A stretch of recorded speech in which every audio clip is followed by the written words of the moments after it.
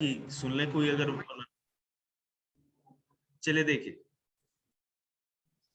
देखिए, अगर गोंद के लड्डू बने आप लाएं तो मैं मना नहीं करूंगा। पहले आपको बता दूं, कंजंक्शन चैप्टर है हमारा, ठीक है। जैसे आपको कंजंक्शन के बारे में बता दें कि कंजंक्शन वो होता है जो सेंटेंस में वर्ड्स को जोड़ता है। एक सेंटेंस है कोई, Ram and Shyam are friends, तो राम और श्याम दो नाउन है ना, दोनों को जोड़ दे रहा है। तो यहाँ पर किसी भी सेंटेंस में जब दो वर्ड्स को जोड़ा जाता है तो उसको कंजंक्शन कहते हैं। अब देखो मैं कुछ सेंटेंसेस आपको बताता हूं। Ram made sorry God made man and man made machine. भगवान ने इंसान को बनाया है और इंसानों ने मशीन को बनाया है। तो यहाँ एंड कंजंक्शन हो गया। Rani was beautiful but Ragini was ugly. Rani beautiful है और रागिनी सुंदर नहीं है, बदसूरत है। लेकिन रागिनी सुंदर नहीं है, तो बट के लिए लेकिन जो हो गया बट, ये भी एक कंजंक्शन है, ठीक है। He was guilty so he was punished. So इसलिए, सो का मतलब इसलिए होता है। गिल्टी मतलब दोषी, मतलब कि गुनहगार, है ना। वह गुनहगार था, दोषी था, उसने नहीं नहीं, सॉरी जो बोलते हैं ना, उसका मतलब होता है कि मुझे बहुत खेद है, अफसोस है। गिल्टी मतलब दोषी होता है। फीलिंग गिल्टी मतलब मैं दोषी फील कर रहा हूँ। गिल्टी के बहुत सारे मीनिंग है, लेकिन गिल्टी यहाँ पर इस सेंस में दोषी के लिए होता है। मान लीजिए कि घर में गोंद के लड्डू बने, आपने दो ज्यादा खोस लिए, ठीक है, और मम्मी को पता नहीं चला, तो आप गिल्टी हो, मतलब आप चोरी के दोषी हो। हम लोग बचपन में से करते रहते थे। She was annoyed still she kept मम। वह गुस्से में थी इसलिए अब तक चुप है। तो स्टिल जो है यहाँ पे क्या हो गया, एक कंजंक्शन। समझ में आ रहा है आप लोग को? आ रहा है बेटा समझ में अनमोल? गुड। अभी तो मैंने बताया नहीं, कुछ सेंटेंसेस केवल बोले हैं आपको, सेंटेंस की को जोड़ रहा है ना। अब देखो, God made man and man made machine, तो गॉड मेड मैन और मैन मेड मशीन, ये दो अलग अलग चीज है कि नहीं? उसके बीच में एंड आया है तो जुड़ गया है ना वो। बट आके किसी भी सेंटेंस को जोड़ देता है। He is intelligent but dishonest. वह इंटेलिजेंट है लेकिन बेईमान है। लेकिन नहीं लगाते। तुम तुम लंबे हो लेकिन बेवकूफ। तुम मोटे हो लेकिन चतुर हो। यू आर क्या कहते हैं, obese. You are obese but you are intelligent, you are wise. तो देखो, ये मैं बताऊंगा कहाँ कैसे लगता है। तो मतलब इस तरह के सेंटेंस में जहां पे दो वर्ड्स या दो सेंटेंस के पार्ट को जोड़ा जाए, जिस वर्ड से जोड़ते हैं, ज्वाइन करते हैं, उसको हम लोग कंजंक्शन कहते हैं। अब इसे बहुत सारे वर्ड्स देखिए।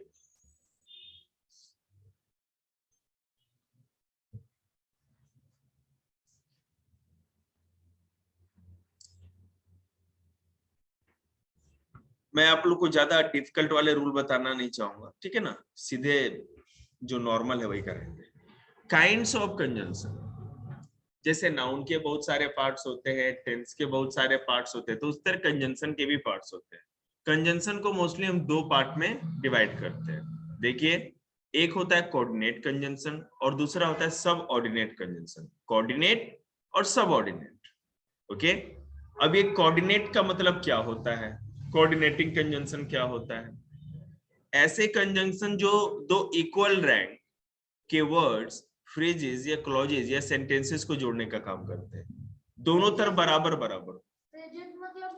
मतलब ये फ्रेज मतलब कि ग्रुप ऑफ वर्ड्स होते हैं जो जोड़ करके, एक से अधिक वर्ड्स जब जोड़ करके कोई मीनिंग देते हैं उसको फ्रेज कहा जाता है।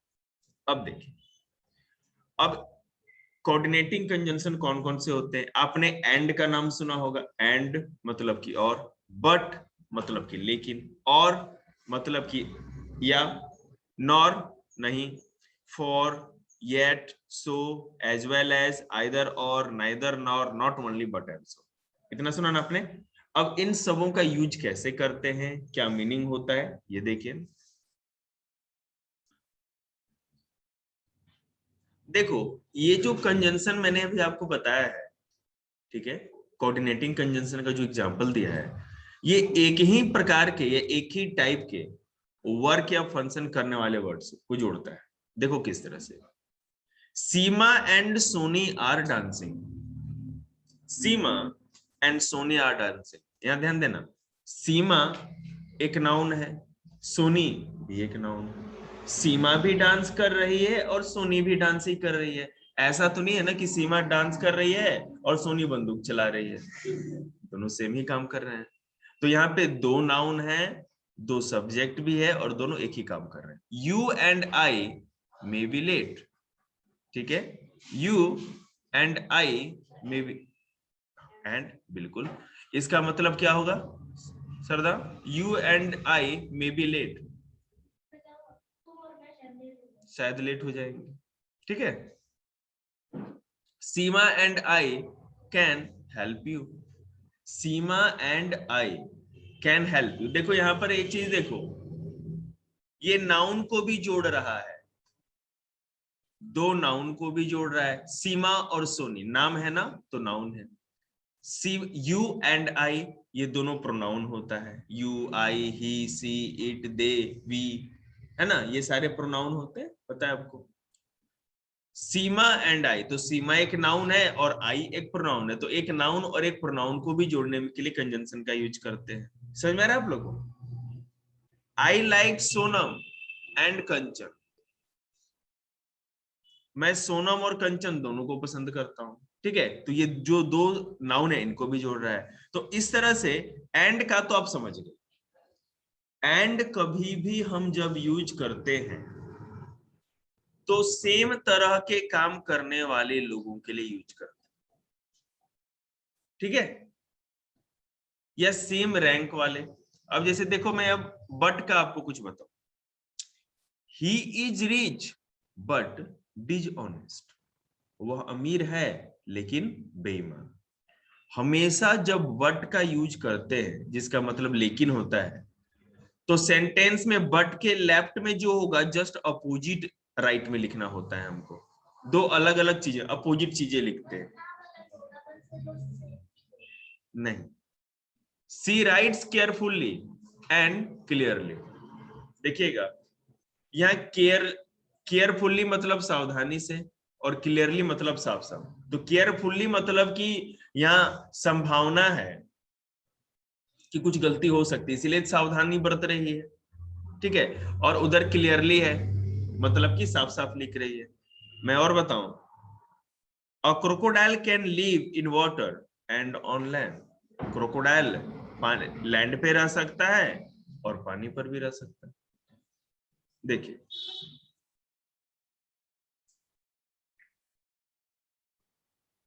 You are good but he is bad, आप अच्छे हो लेकिन वह बुरा है, ठीक है ना, समझ रहे हैं बात को।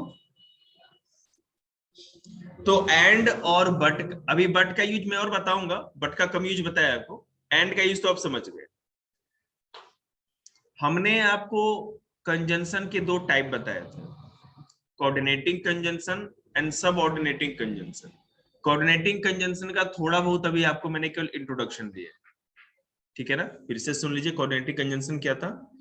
कोऑर्डिनेटिंग कंजंक्शन ऐसे कंजंक्शन होते हैं जो एक ही रैंक वाले या श्रेणी वाले के वर्ड्स को या फ्रेजेस को या क्लॉजेज या सेंटेंसेस को जोड़ते हैं, एक ही तरह के होंगे, ठीक है। हाँ बोलो। ठीक है, ये भी सही है, ये डू नॉट चीट नहीं लग सकता, उसके लिए वर्ड ही अलग चेंज करना।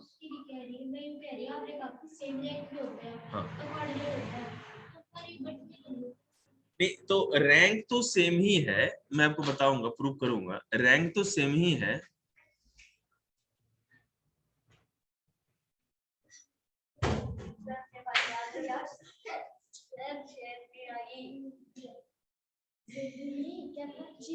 पहने रहने देना, सर्दी लग जाए कोई बात ना। इधर आ जा आगे, और आगे आ जा। देखो मैं अभी बट का यूज, बेटा बट के ऊपर 20 रूल है, कोई चिंता मत करो, सब बताए। काइंड्स ऑफ कोऑर्डिनेटिंग कंजंक्शन देखते हैं। कंजंक्शन पहले कोऑर्डिनेट और सबऑर्डिनेट था, अब कोऑर्डिनेट के बहुत सारे टाइप्स। तो पहला देखते हैं कम्युलेटिव और कॉप्युलेटिव कंजंक्शन। कम्युलेटिव और कॉप्युलेटिव, ये क्या होता है? ऐसे कंजंक्शन जो एक स्टेटमेंट को दूसरे स्टेटमेंट से केवल जोड़ने का काम करते हैं। एक कोई लाइन लिखी होगी, सेंटेंस लिखा होगा, उसको दूसरे सिंपल सेंटेंस से जोड़ने का जो काम करता है, उसको कम्युलेटिव या कॉप्युलेटिव कंजंक्शन करते हैं। देखिए किस तरह से, Rekha sings and Radha dances both John and Mary. अब देखो इसमें कौन कौन सा आता है ये भी देख लेना। इसमें and, both and, as well as, not only but also, ये सारे आते हैं। इन चारों पर एक एक सेंटेंस में बना के आपको बताता हूं। अब एंड का तो आपको पता है, Rekha dances and Rekha sings and Radha dances. Rekha गाना गाती है, मतलब गाती है, और राधा है वो डांस करती है। रैंक मतलब एक वर्ड सेम नहीं होना चाहिए बेटे, मतलब कि गाना और डांस करना।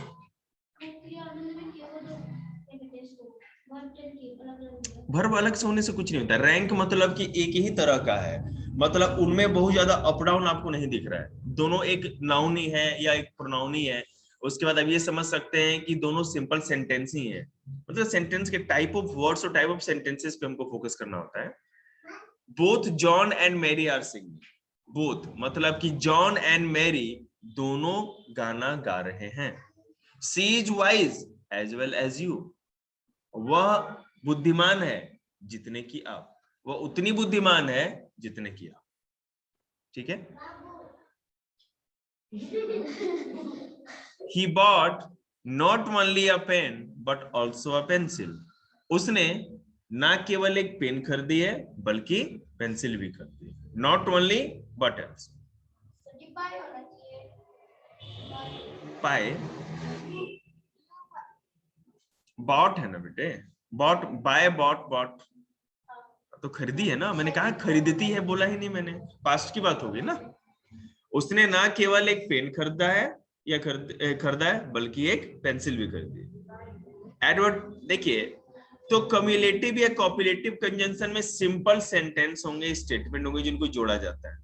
आपको इस सारा नोट्स मैंने ग्रामर की अपने इंग्लिश वाले ग्रुप पे भेज रखा है, ठीक है। आपको उसमें ऐड कर दूंगा मैं, वो एक अलग ग्रुप है इंग्लिश के लिए, तो उसमें आपको ये सेंटेंस देखने को मिलेंगे। बेटा आपने कंजंक्शन में पहले नोट्स बनाया था क्या? हाँ, जो पढ़ाते थे आपने जरूर बनाया होगा, रजिस्टर पे जरूर बनाया होगा। बताया तो सब कुछ था।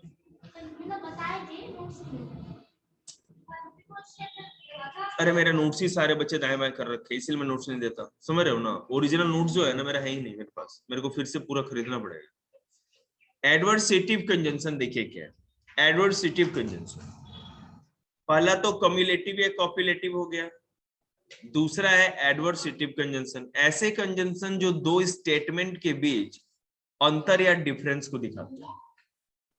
ठीक है, दो स्टेटमेंट होगा, दो लाइन सेंटेंस के पार्ट लिखे होंगे और उनके बीच में अलग अलग चीज होगी। पहले में अगर वाइज होगा तो दूसरे में डल, पहले में इंटेलिजेंट दूसरे में डल, पहले में वाइज है तो दूसरे में फुल, है ना, उल्टा। देखो इसमें बेटे बट, वेयर एज या वाइल, स्टिल या येट, नेवरदलेस, ओनली, ये सारी चीजें आती है। अब देखो ये कोऑर्डिनेटिंग कंजंक्शन का ही तो पार्ट है ना सारा। कोऑर्डिनेटिंग का जो पहला पार्ट था कम्युलेटिव, दूसरा एडवर्सेटिव बताया। एडवर्स का मतलब उल्टा होता है। अब देखो the bride is beautiful but impudent, बता रहे हैं बेटे शांति। जो ब्राइड है, ब्राइड मतलब कि दुल्हन, दुल्हन सुंदर तो है लेकिन इम्प्यूडेंट मतलब कि घमंडी। She is beautiful while her sisters are ugly और whereas her sisters are ugly। वह सुंदर है, ठीक है, वह सुंदर, वो लड़की है वो सुंदर है, लेकिन उसकी बहनें बदसूरत है। अपोजिट हो गया ना। He was annoyed yet he was quiet, और still he was quiet. वह गुस्से में था इसलिए अब तक चुप है, या इसलिए वह गुस्से में था इसलिए चुप था। गुस्से में आदमी आता है ना, छोटा बच्चा जैसे रूस जाए, अब रूस जाएगा ना तो आप कितनी भी धूप अगरबत्ती दिखाओगे तो बात ना करे, कहेगा मैं, और थोड़ा बड़ा हो जाए तो कहते मैं खाना नहीं खाऊंगा, और थोड़ा बड़ा हो जाए तो कहेगा मैं बाइक नहीं चलाऊंगा। Rohan is very poor yet he is happy. Rohan बहुत गरीब है फिर भी खुश है। There was almost no hope of the patient's survival. Nevertheless, the doctor decided to perform the operation. ये थोड़ा बड़ा हो गया आप लोग के लिए, मैं फिर भी बता देता हूँ।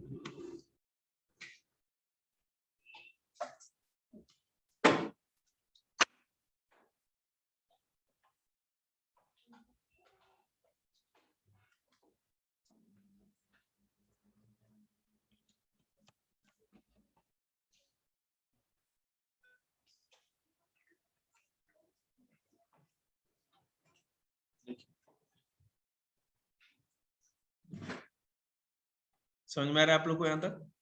आ रहा है ना? देखिए, she is all right only she is tired. वह ठीक है बस केवल थकी हुई, ठीक है, टायर्ड। तो यहां तक समझ में आया आप लोग को? ठीक है, अगला है अल्टरनेटिव और डिसजंक्टिव कंजंक्शन। अल्टरनेट मतलब कि आपको चॉइस वाली बात हो जाए, या तो ये कर लो नहीं तो वो कर लो। इस तरह के किस तरह से हम लोग कंजंक्शन यूज करते हैं? और either or, neither nor, otherwise, else, इस तरह से, या नाइदर ओनली या nor only. 3 men or 5 women can do this work in a day. मैं बताऊं, 3 men or 5 women can do this work in a day. 3 लोग या 5 औरतें, 3 आदमी या 5 औरतें इस काम को एक दिन में कर सकते। You can take either tea or coffee, either or, आप या तो चाय या कॉफी ले सकते।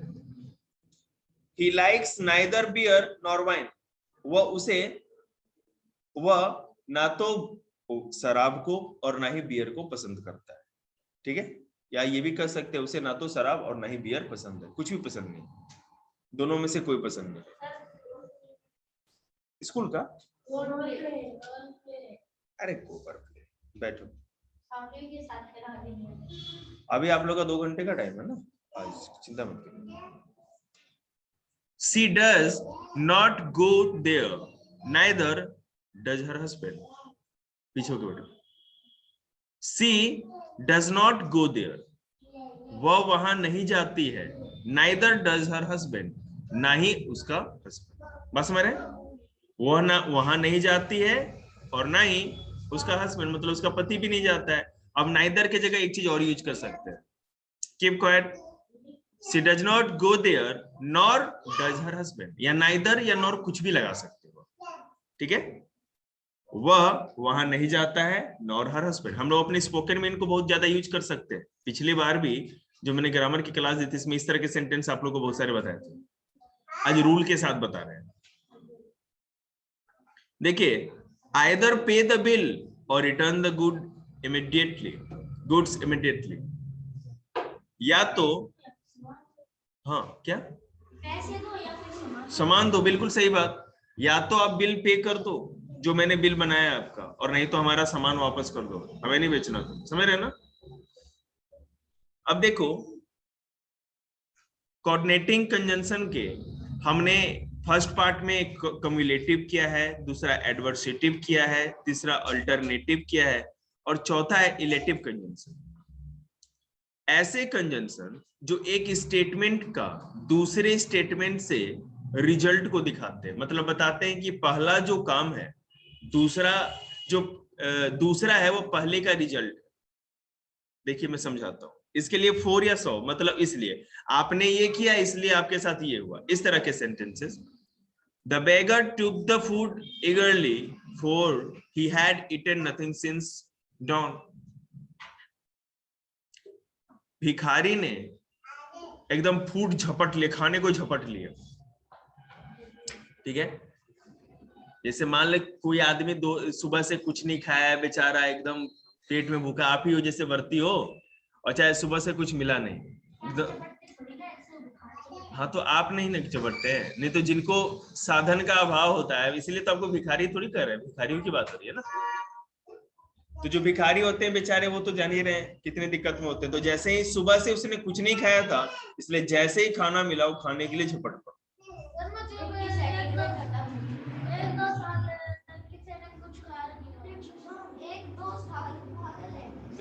ऐसे भी हैं यार। चलो डीएनए प्रॉब्लम देखो। She has been working hard, so she will pass. ठीक है, she has been working hard, क्योंकि उसने बहुत ज्यादा मेहनत की थी इसलिए पास हो जाएगी, she will pass. चाबुक, तो बेटे 4 ही पार्ट आपको याद रखना है। मैं जो ये पढ़ा रहा हूँ एनडीए लेवल का है, मैं आपको पहले बता दूं, ये बच्चों को सुनने में अभी मैं इस तरह बता रहा हूँ, ये इससे ऊपर अब कंजंक्शन कहीं नहीं पढ़ना जिंदगी में आपको, ठीक है ना। चिनपोकली वाली इंग्लिश नहीं पढ़ा रहा हूं मैं, मतलब वो जो आपकी छोटे छोटे 2-2 लाइन में लिखे रहते हैं।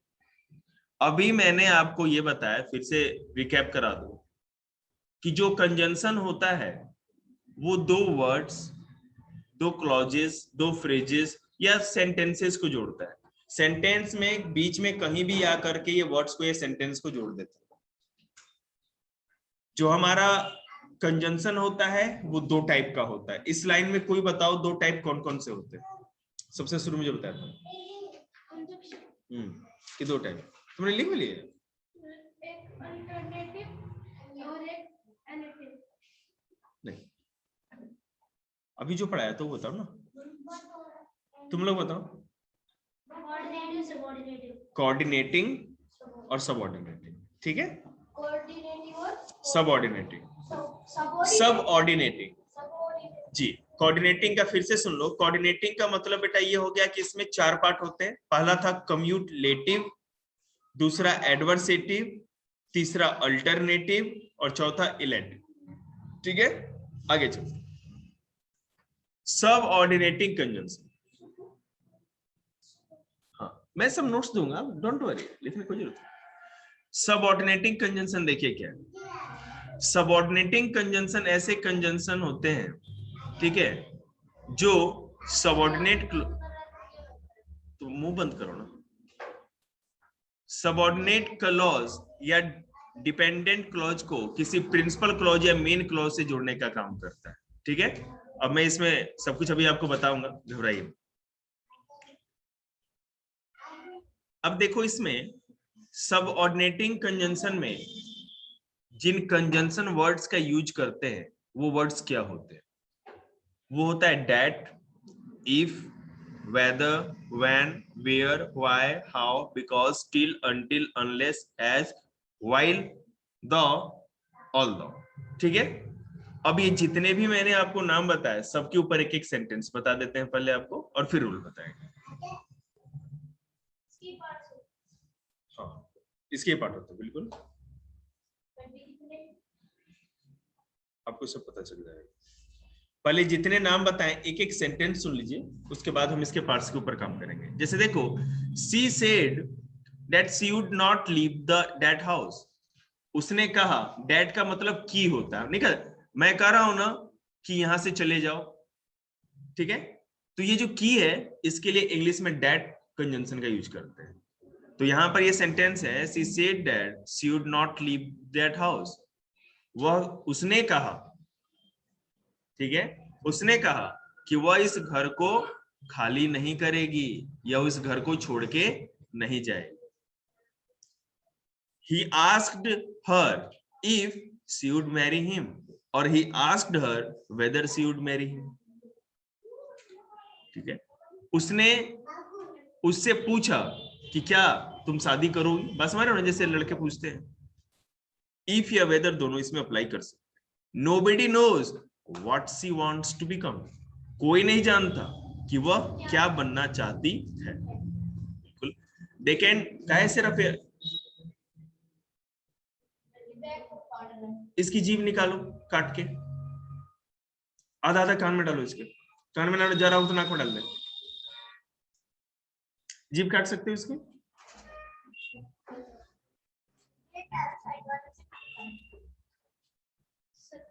अरे अभी भी फाड़ रहे हो, ये पेन लेके ना डाल देंगे मुंह के अंदर। देखो नोबडी नोज, देखो व्हाट का मतलब तो बहुत कुछ होता है, माने क्या होता है, लेकिन हम देखो कंजंक्शन में कैसे यूज करते हैं वो देखना है हमें। यहाँ पे देखो बेटे, अगर बड़े बच्चे जो है थोड़ा अगर समझ पाए तो मैं बताऊं, यहाँ नाउन क्लॉज की तरह यूज हो रहा है। Noun close, adverb close, adjective close, ये सब क्या होता है मैं भी आपको बताऊं।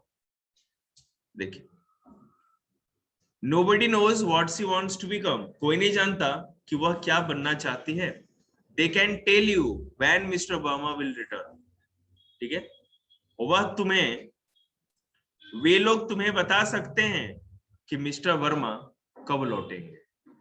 जैसे आप हमसे पूछिए कि do you know when mister Verma will return, क्या आप मुझे बता सकते हैं, या आप क्या आप जानते हैं कि मिस्टर वर्मा कब लौटेंगे, तो आप बोलोगे ना कि वे लोग से पूछो वो आपको बता सकते हैं, तो इसको क्या कहेंगे बताओ सरदा?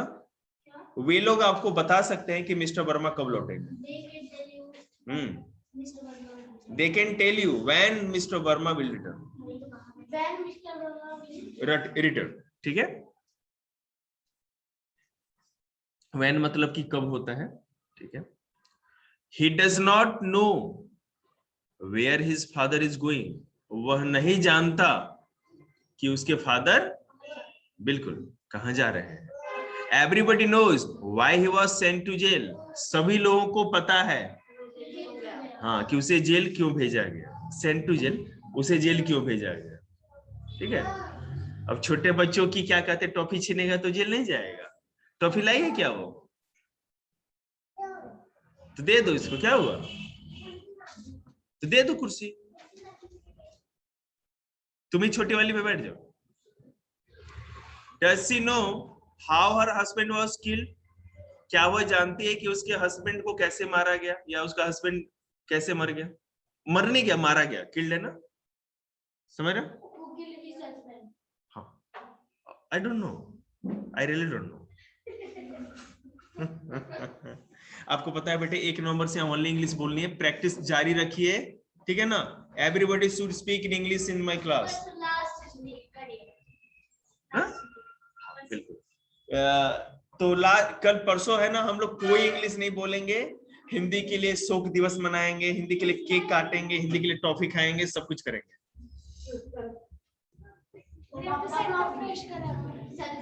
खा जाओ रे, नहीं सब लोग अपना अपना लाएंगे, मैं उनसे ले लूंगा। Subordinating conjunction introducing adverb clause. देखिए यहाँ पे बेटे, जब यहाँ पे देखो,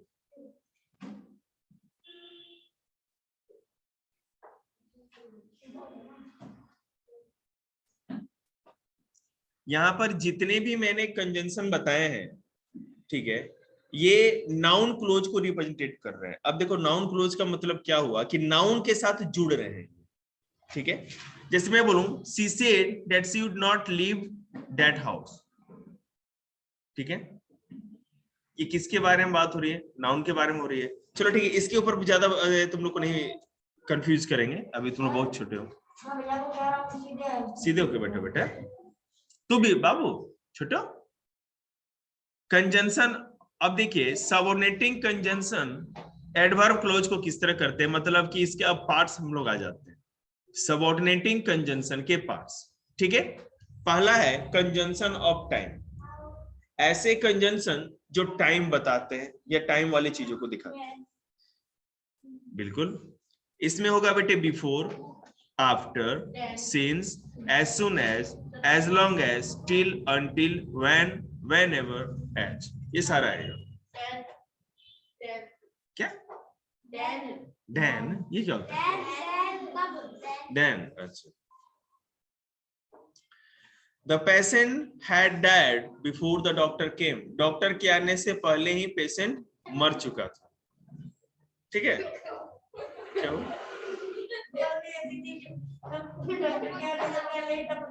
हाँ वही तकलियात. She returned home after the sun had set. सूरज के डूबने से नहीं sorry. The patient had died before the doctor came. हाँ पहले मर चुका था. अब देखो दूसरा ऐसे return home after the sun had set.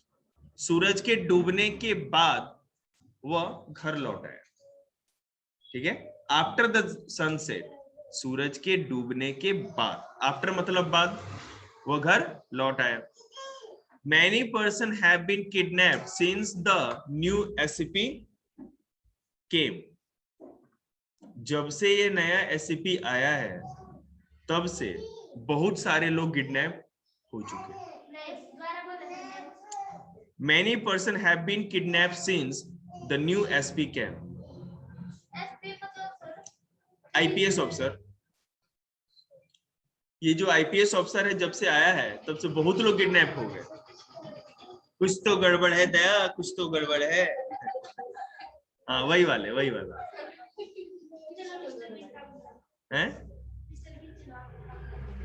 देखिए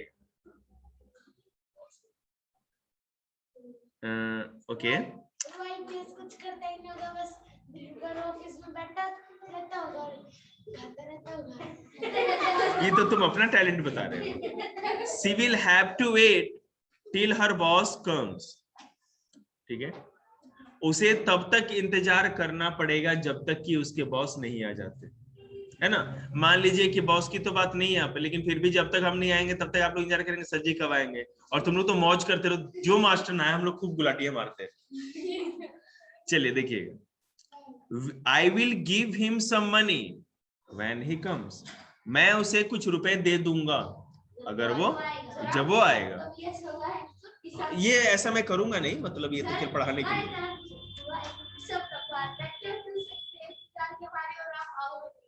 ऐसा कभी नहीं होता. She comes to me whenever she needs money. वो मेरे पास आती है जब भी उसे पैसे की जरूरत पड़ती है. जैसे छोटी बच्ची होगी, अब जब पता अंकल के पास जाएंगे तो चिज्जी के लिए पैसा मिलेगा. अरे तो अंकल ये बात छोटे, हम लोग भी यार हमारे बड़े भाई लोग के बच्चे होंगे तो हम तो अंकल ही लगेंगे ना उनके. अब वो बड़े भैया थोड़ी लग जाएंगे उनके. हाँ मतलब ऐसा नहीं है जैसा तुम कह रही हो, लेकिन वैसा है जैसा तुम नहीं चाहती. Conjunction of clause origin. देखिए तो पहला समझ गए. इस तरह के कंजंक्शन को यूज करके हम लोग टाइम को बता सकते हैं. ठीक है? आगे देखते हैं. कंजंक्शन ऑफ कॉजेज और रीजन, ये लास्ट बता रहे हैं. इसके बाद ठीक है कुछ ना कुछ एक्स्ट्रा. अब देखो इसमें डैट का यूज होता है, सिंस का यूज होता है, एज का यूज होता है और बिकॉज का यूज होता है. बिकॉज, सिंस, एज और डैट. इससे हम लोग किसी भी कारण को बता सकते हैं. कारण और कॉज ही रीजन. देखिएगा. She shall give him due respect because he is our senior. Sorry, we shall give him due respect. हमें उन्हें पूरी इज्जत देनी चाहिए क्योंकि वो हमारे सीनियर है. हाँ? Give him due respect. तो we shall ही होगा ना लाडो. देना पड़ेगा कोई जरूरी नहीं है यहाँ पे. आई और वी के साथ सेल हमेशा लगता है. शुड होना चाहिए यहाँ, लेकिन सेल का यूज किया गया है. ठीक है ना? आप उस तरह कर सकते हैं. हाँ. I shall, we shall give him due respect. ये इसका दो मतलब निकल सकता है कि हमें अपने बड़ों को हमें उसे रिस्पेक्ट देना पड़ेगा. हाँ, उनको रिस्पेक्ट देना पड़ेगा क्योंकि वो हमारे सीनियर है. It shall be done since you wish it. यह हो जाएगा क्योंकि आपकी इच्छा थी, क्योंकि आपने इच्छा की. ये भी कर सकते हैं. समझ में आ रहा तुम लोगों को?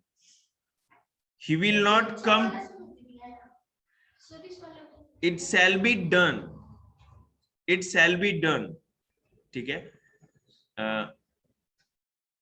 ऐसा हो जाएगा, सिंस, क्योंकि, यू विश इट, क्योंकि आप ऐसा चाहते हो या आप इसकी इच्छा करते हो। अब तो डिपेंड करता है कि आप किस चीज, क्योंकि भी हो सकता है, देखो यूज करने के ऊपर है। अब एक कंजंक्शन में आप सिंस को इस तरह यूज कर रहे हैं, आपको पता है कि जब हम टाइम एंड टेंस पढ़ते हैं तो सिंस में टाइम को शो करते हो, एडवर्ब में वो होता है जो आप कर रहे हो ना, तो टाइम ये हो रहा है, लेकिन यहाँ देखिए किस तरह से हो रहा है, यहाँ पे रीजन, टाइम का रीजन बताना है ना। He will not come today as he is ill. वह आज नहीं आ पाएगा क्योंकि वो बीमार है। कोई जरूरी नहीं है, दस्त भी लग सकते हैं, इल का मतलब कुछ भी हो सकता है। I am glad that you like it. मैं बहुत खुश हूं क्योंकि आप इसे पसंद करते हैं, आपको ये अच्छा लगता है, ठीक है। याद रखिएगा कि कंजंक्शन ऑफ क्या कहते हैं, कंजंक्शन ऑफ क्लॉज, कॉज और रीजन तक पढ़ा दिया है, अगला बाद में पढ़ाएंगे। अब बच्चों का कुछ करा दें तब तक।